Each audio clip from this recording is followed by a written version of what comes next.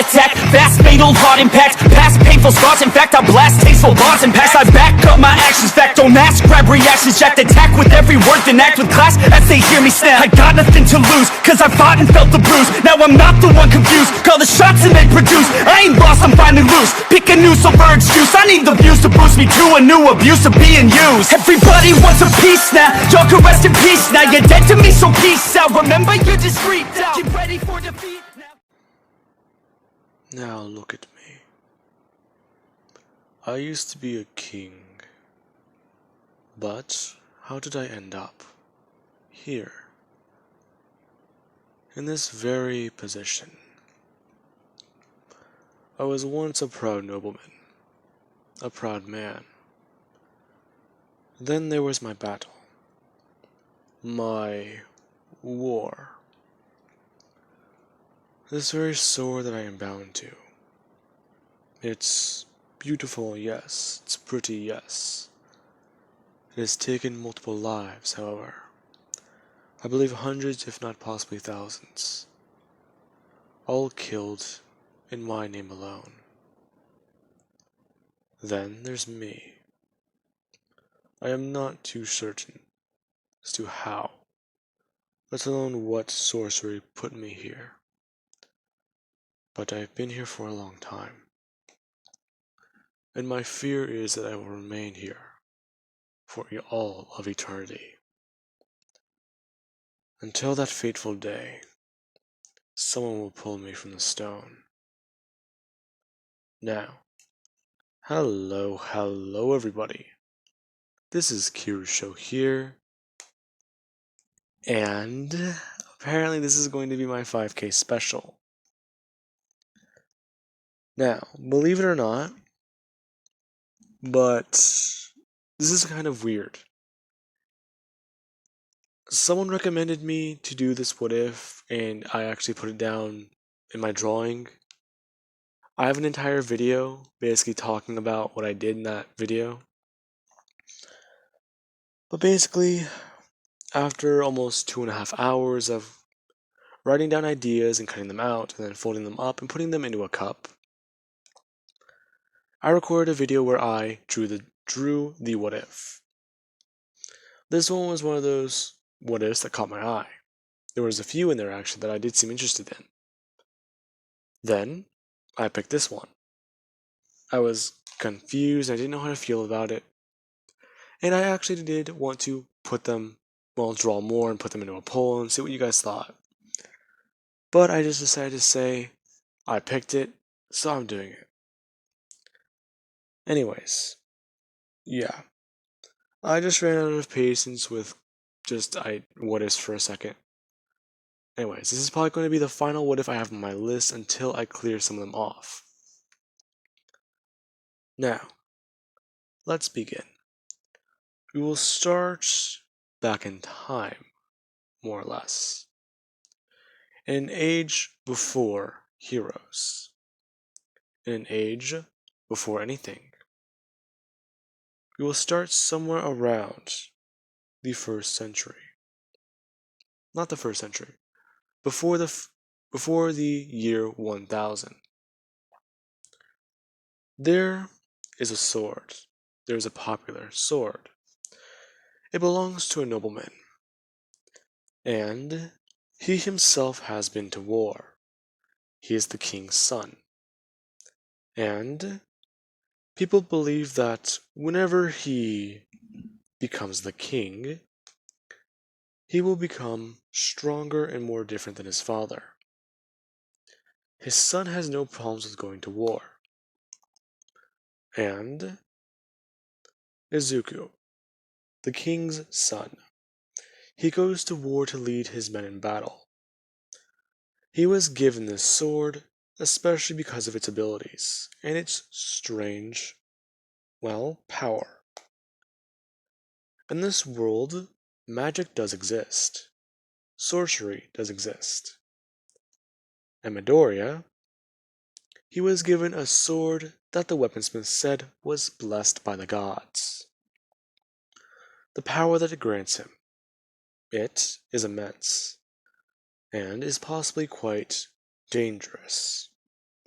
Now, Midoriya, he leads his men into battle, and he strikes through all of his opponents with his sword, swinging it left and right. Whenever he does actually fold his sword downwards and slide it upwards, he does actually spin around and slices his opponent, cutting straight through their armor and cleaving the sword through them with one mighty strike. As soon as he does that, he simply just grabs their sword and spins back around, smashing upwards his opponent with that sword before sliding across his opponent's head and killing them. Midoriya, he is currently fighting for his people, defending his lands. A rival nation, they believe that they can quite simply take them all down and make sure that his people lose, his kingdom loses. Now, Midoriya, him and his men take down over 50 people that day in battle. The men were simply going to be there to try and ambush his people, but they got word from a runner and or a man who was paid handsomely. Now, Midoriya, he simply just heads back home, heading back home and arriving with his soldiers. Not a single man has been lost, and everyone welcomes them wholeheartedly. Now, Midoriya quickly goes towards his father, walking into the throne room before taking a knee, and informing his father of the current situation. This being where his father, let's say Hasashi, or at least a man who goes by a different name, stands up, telling his son to rise. It is quite easy and quite simple. What you believe, the other nation, our enemies, you believe that they will send a full-on war against us. We have more influence and more power. They will not defy us. Now, Midoriya's father goes on a state that his son is being very reckless, and that he has overstepped his boundaries. Fighting on the front lines, that is not his role, that is not his battle. A king or a prince, they don't step in front of their soldiers, they stay behind them. If they, well, fall, that's fine. The men can be replaced and their deaths will be honored. However, if Midoriya falls, he cannot be replaced.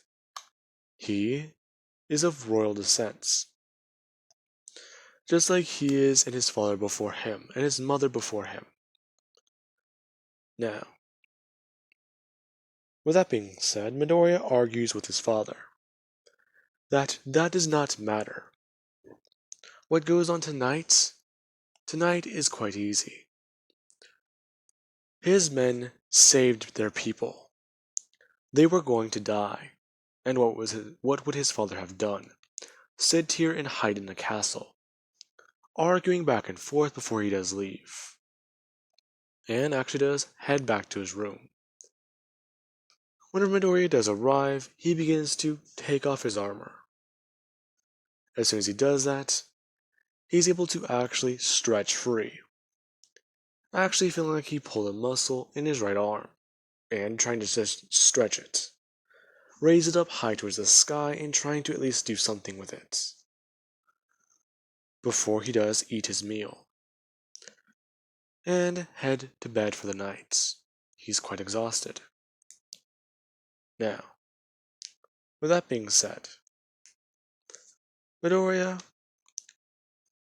after he heads to bed, there is a ruckus in the castle. Sometime in the middle of the night, an assassin, they broke in, and they murdered Midoriya's father. Whenever Midoriya heard a scream, he got up and grabbed his sword, and running in to try and find out what's going on. As soon as he does, run into the room, he sees that his father is there with his throat slit and a knife in his chest. As soon as it has happened, Midoriya looks up to see the assassin, who quite simply just goes to run. Midoriya just trying to run out after them. As soon as he does directly jump out of the window, he tries to fly out after them, landing onto his feet and actually somewhat throwing his body onto the ground, trying to stand back up before just looking around, and trying to chase down the assailants. This does not work out in his favor. The assailant has already scaled through the castle walls and left. Now, with that being said, the next day Midoriya's father is buried, and in the next following weeks he is crowned the new king. Now, one thing I should state, Midoriya's actual name in this timeline is not Midoriya. I think... Have I been saying Midoriya this whole time? I probably have, so it wasn't as confusing, but for the sake of it, let's just say that over time the legend got different, and that's where the name that you guys know the legend from comes from. But for right now, I'm just going to stay as to referring as Midoriya. That just popped into my head randomly. Anyways, now, with that being said, after he is crowned king, he simply orders each of his men and asks for support from the surrounding kingdoms for help. He is going after the assassin, the nation that attacked them or were trying to take them over. He knows that it was them, so he is going to go there and take the head of their king. Now, with that, Midoriya leads a charge, suiting up in full armor and heading out. Whenever he does arrive, they begin to battle their way through the kingdom. Each of his men, Midoriya and his allies, over a troop force of 1,000 men, begin to ride, all of them meeting up and going into battle against his opponents. Whenever they do, Midoriya, he's leading the charge, and he's swiping away at the arrows that people are firing at him, cutting them into pieces and simply just making sure that none of his men around him are killed and slaughtered or hit. Now, the castle, they are rushed and broken into. Midoriya and his men scaling the walls and simply just killing off the enemy forces. And this is whenever he orders his men not to kill civilians, only harm those who intend to harm them. And he begins to make his way towards the throne room of where the king is of this castle, slicing into and fighting against multiple opponents. Whenever Amanda is trying to rush Midoriya with a spear, he quite simply just turns to the left and cuts the spear in half with his sword, pulling it forwards and kicking the man backwards, sending the man flying into a couple others. Before Midoriya just takes a torch that's on the wall and throws it onto the ground. The area quickly being, lit up with flames. Midoriya takes another path.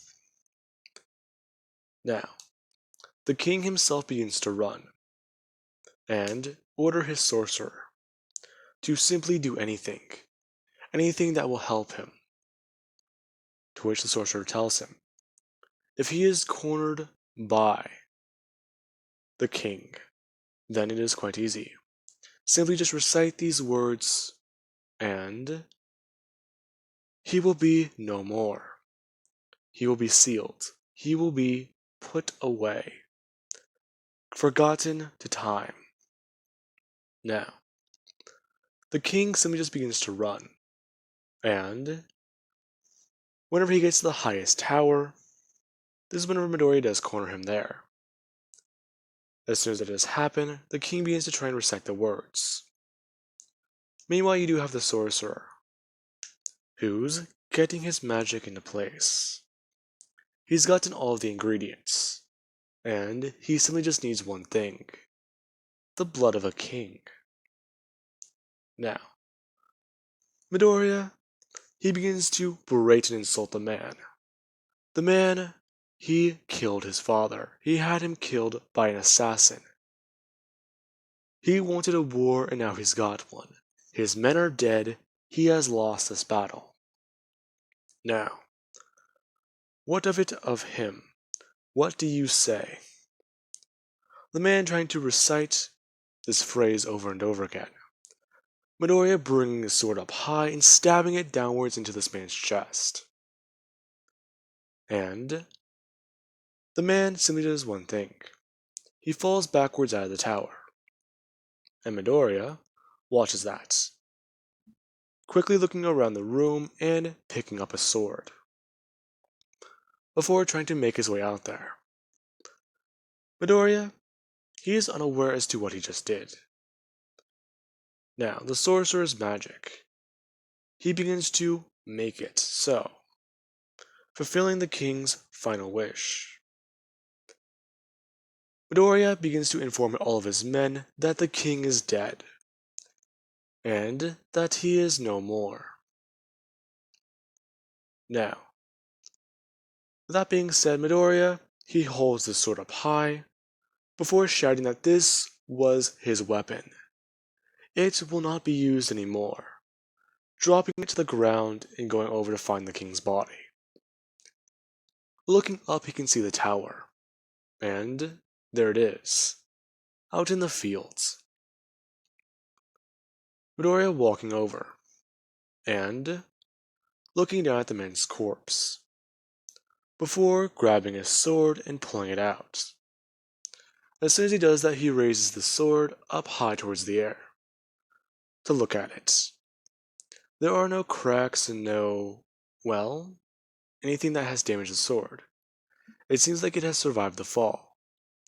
Its mighty power has truly helped him and he is blessed by it. As Midoriya thinks that this is whenever the king's blood, the dead king's, it comes onto Midoriya's hands.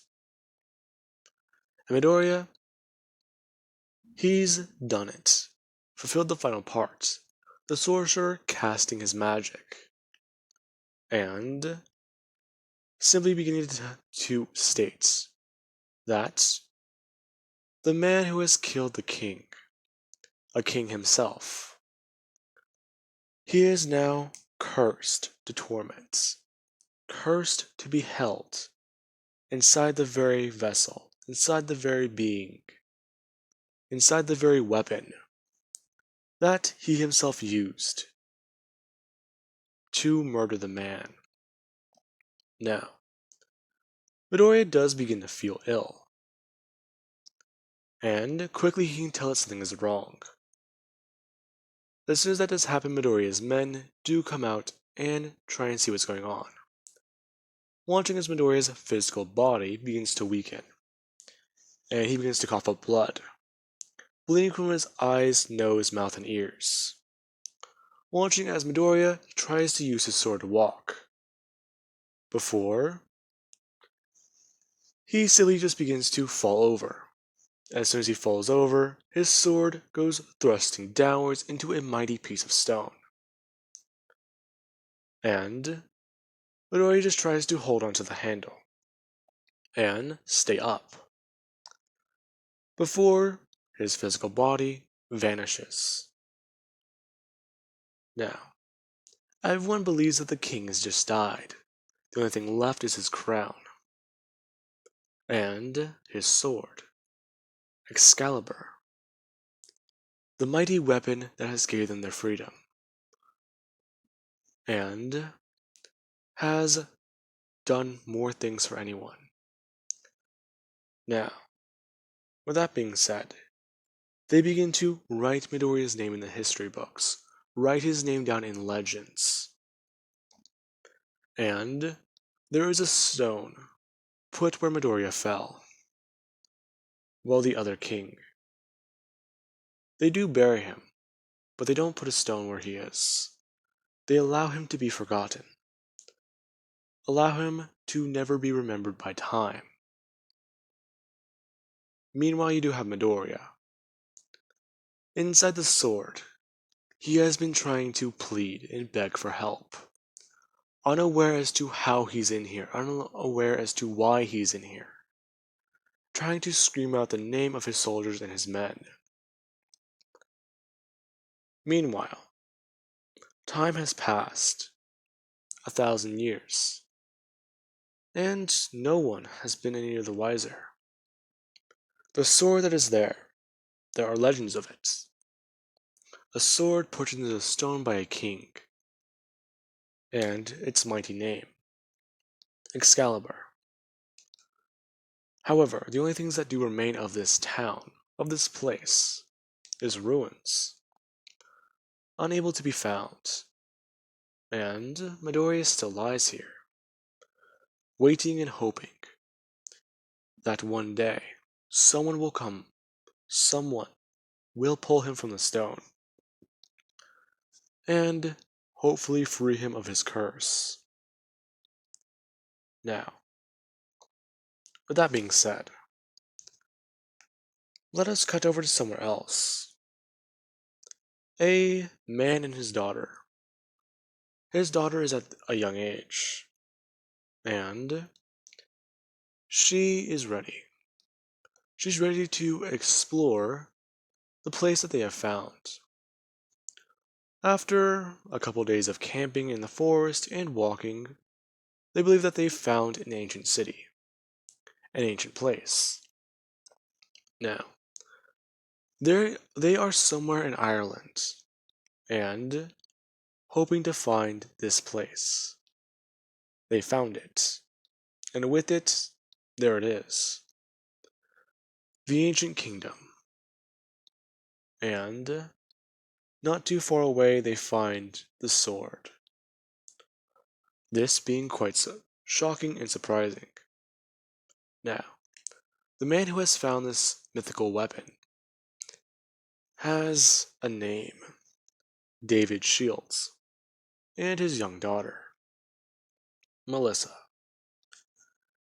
Now, after a long period of time of simply just getting things set up and actually discovering this place, there are many rumors and people talking. Historians describe King Arthur's sword differently. They describe it as being something else. But here it is. A name carved in stone. The name does not describe the man they believe this sword belonged to. However, anyone who attempts to pull it from stone, they are unsuccessful. David Shield was unsuccessful. A giant man with a strength quirk, unsuccessful. Even a man who tried to pull the rock apart could not even be successful. The rock simply just reformed seamlessly. He was not worthy. Only a warrior worthy enough can wield Excalibur's power. Now, they've tried everything over the past couple months. Industrial grade equipment, and even simply just hammers, pickaxes, saws, you name it. No one has been successful. And one day, Melissa, she is walking around and helping her father navigate the area. Whenever she actually does ask a question about the sword, how come no one has removed it? And this is whenever he goes on a state that it is quite simple. Nobody can. The thing is of legend, and if the legend is true, that means that that sword will stay there forever. Now, with that being said, Melissa, she's actually quite interested, and she wants to see it. Her leaving and sneaking away to go see this weapon that her father described. Now, whenever she does actually go out of the city and out of the ruins, she does find it in the field. Now, she then walks closer and sees it. It's sort of interesting. There's a shine and a glow to it, and it's hypnotic. She just wants to see if it's possible, if it's actually true. What her father says. The sword can't be pulled from the stone. And she does walk forwards. Meanwhile, you do have Midoriya. He has been awakened to these people's arrival. And he has seen them.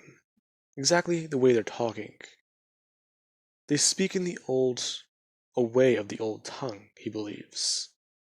It sounds different and unfamiliar to him. However, this young girl, whenever she does walk forwards, she grabs the handle and actually does move it. Now, she actually does see this, and she brings up her leg, putting it onto the rock and beginning to just pull as hard as she can. Now, meanwhile, you do have David. After his daughter went missing, he did try and actually talk to people, asking if they've seen her. And no one has. David freaking out and thinking that if Melissa's really going over to go see that sword, he needs to go there too. The area that this place used to be located in used to be a very big field. However, now it's more of a coastline. And if she gets hurt or injured, she might not be able to be rescued. Him running, and eventually seeing something shocking. Melissa Shields. There she is, at a young age, standing in a field and holding a great big sword. Now, with that being said, I do hope you guys enjoyed this video, and have an amazing night.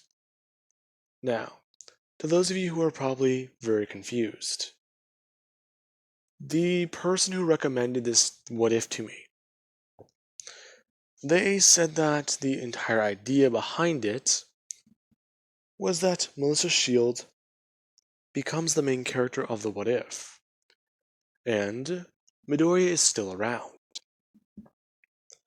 In fact, it actually was pretty cool. And after changing a bit of things about it, I was able to make it work. Anyway guys, I do hope you guys enjoyed. And have an amazing night. Catch you guys in the next part.